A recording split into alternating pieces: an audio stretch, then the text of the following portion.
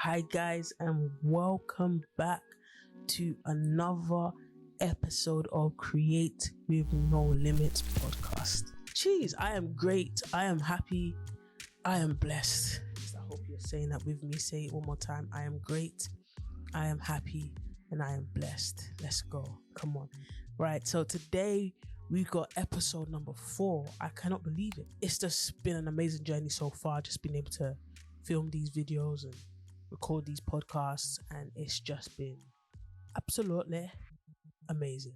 So today I've got a great episode for you guys because it's one of these ones where everyone wants to know, starting out as a creative, how can I get my ideal client? And for a lot of people, it's like working with Nike, especially as a videographer. I remember I wanted to work with Nike. I wanted to work with Boohoo.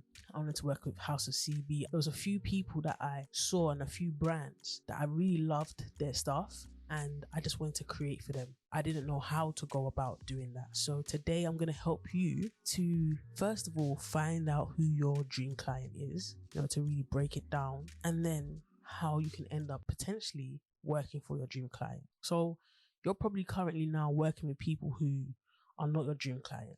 You're working with people who do not even know your worth, creating content that you don't like. I remember when I used to film weddings and take pictures at weddings, and as much as it's a lucrative avenue to make money as a videographer and photographer, I just hated it. I realized I don't like on the action events and photography and videography. I don't like that type of stuff. I prefer where I have more control on set, or I'm just capturing like a recapture of an event. I don't like where it's so much pressure because you have to capture these important moments for these individuals. And just in case you miss it, I've never missed it, but it was just too much pressure for me. So a lot of people are working with clients where, that's what they're doing. They're doing things they don't want to do. But you might be a photographer who's taking photos of babies and you really want to be a travel photographer. You want to be a travel videographer. You're not getting the opportunity to do that right now. So how do you get to work with the clients that you want to work with? That's the big question right now. The first thing that helped me when it came to like working with my ideal client was to first identify who my ideal client was. Now, we all have this big dream of like, I want to work with Nike. I want to work with Esther. I want to work with Vogue. I want to do this. I want to do that. Cool. That's all well and fancy. We need to be able to create a profile of who our ideal client is. I always try to liken this to when you're playing Sims for the very first time and you're creating your avatar. You're creating your character. They ask you, what's the character's name? What's the age? You get to choose the build of the character, the type of clothes the character's wearing, the eyes, the smile, the cheekbones. Do they have glasses? Do they have earrings? Do they wear a hat? Do they not wear a hat? What are their interests? What are their hobbies? What's their education background like? Those things that the games ask us to create this profile, this identity for our character in the game, is the same thing we need to do as creatives for our client. Who are they? Are they male or female? What age range or age group are they in? Their interests. And the reason why this is very important is because who are you actually creating content for? And you have that image in your head. Every time you make a piece of content, you're thinking about that one person. You're thinking about Rose or Jim, or like, where are they based? Especially like, are they online? Are they on LinkedIn? Are they on Twitter, Facebook, Instagram, YouTube? Where can you find your brand? Where do they show up? What type of content do they need? Don't think about what they are already producing. And this is why having your client avatar is very important, because they're already producing something, which means they've already solved a certain type of problem. But you need to look into their brand and say, what do you need? What other areas do you talk about that you haven't yet catered to? When do they show up? How often do they show up? How do they show up? Is it by video? Is it by photo? Is it by just quotes? What is it that they're putting out there? How can you reach out to them? What makes you the right person? Because once we have clarity on these people, we know how to get in and what problem do they need solving. And it's this is the part of creating that a lot of us creatives hate, because it's research. But every great business spends a lot of money and time on research development. If you don't want to do it, find someone who you can pay to do it for you. That's what I say. So my point number 2 when you know who your ideal client is, you need to show up where they are. When I asked you earlier, where is your ideal client? Are they on Facebook, Instagram, Twitter, LinkedIn, or Twitch, or wherever they are, right? You need to be there as well. And I found that finding the marketing managers, because as a videographer, photographer, if you want to create content for any sort of brand, it's not the CEO that's going to hire you unless you know them personally, but it's the marketing manager. That's the person that does the hiring, because you're creating marketing content. So find the names of the marketing manager for Boohoo. Who is she? Do your research about her. What are her interests? What does she like on YouTube and stuff like that? Begin to engage. Don't just boom, offer, but build a rapport or add value, because once you get in with the marketing manager, if they like you, they will hire you. Point number 3, now you know who your client avatar is. You know where to find them. They could be on Instagram, they could be on Facebook, LinkedIn. You could be looking for the marketing manager of all of these different businesses or brands, or if they are to that level. Once you've got all of this, now you want to look at your work. Does your work represent them? Can they see themselves in what you've already created? If the answer is yes, then that's perfect. You've got a reel, you've got a portfolio that you can start pushing towards them. I'll give you a simple example. If you want to be a real estate videographer or photographer, you've got a portfolio that says that you can do the thing, you know what you're doing, then that's what you would use to market towards your ideal client. But if you're in a place where you don't have anything like this, you don't have a portfolio representative of what you want to do, then this is where spec work comes in. Now, spec work is where you create work off your own back or for free that your ideal client would want. So I'll give you an example of mine where I wanted to really work with real estate brokers.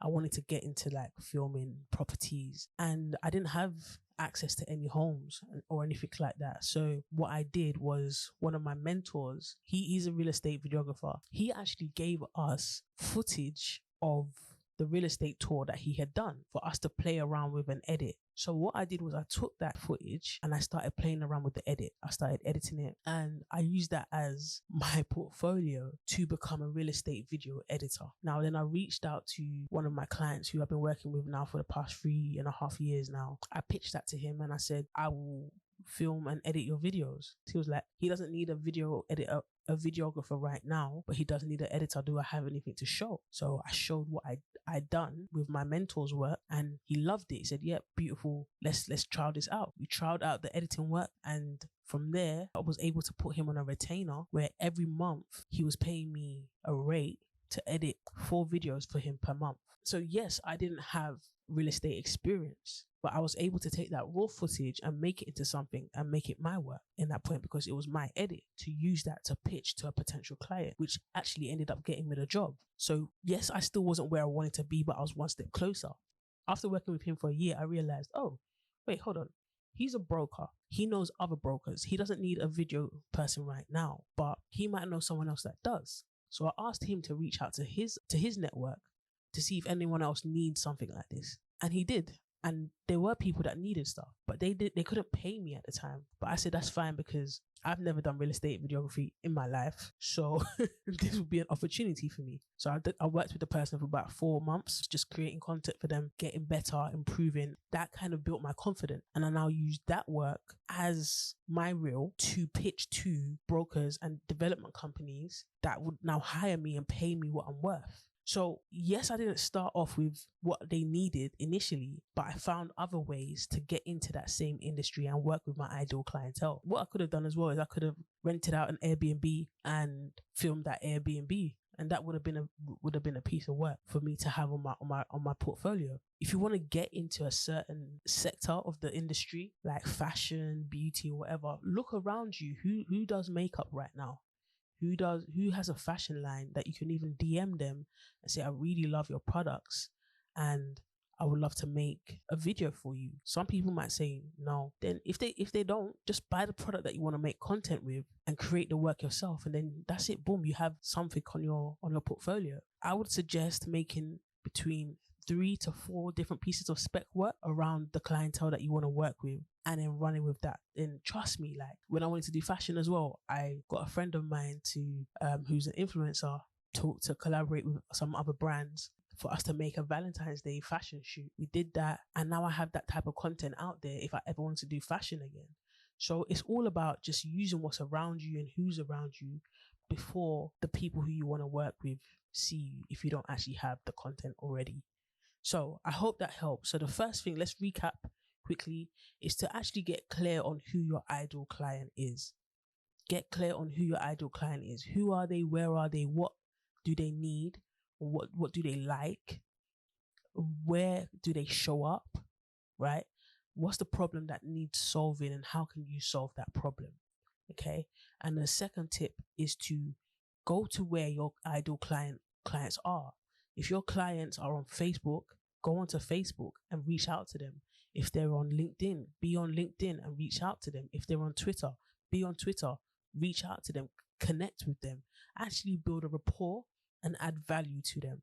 Number 3 is to have a portfolio that you can now use to send to your ideal clients, or to the person who's in between you and the client. If you don't have a reel, create your own spec work, create your own sample work with the products from that brand, or something similar to what that brand would like. I already gave the example of real estate. If you want to work with a drinks brand, let's say for example there's a drink called Ugly. If you want to work with the Ugly brand, go to Tesco's, buy the Ugly drink, create the product shoot at home yourself. There's a really good guy called Daniel Schiffer that does a lot of tutorials on this. Create the product shoot yourself at home for free, edit it, send it to that brand and say, guys, I was drinking the drink and I really loved it, and I thought, let me make something for you guys. We would love to make more content for you. Let's make this work. I can go deeper into that, the pitch and stuff, but I think I might do that in another episode. But that's literally how to work with your ideal client. And sometimes you might never work with your ideal client, but you can work with your ideal clients' competitors, or people who are on their way to becoming your ideal client. So don't just get lost in the big brands. Look at the mini brands that are doing stuff that are similar to what the big brands are doing, where you can get in from the startup type of place. So I hope that episode has been insightful and knowledgeable for you. I've been TK, and we create with no limits. Peace.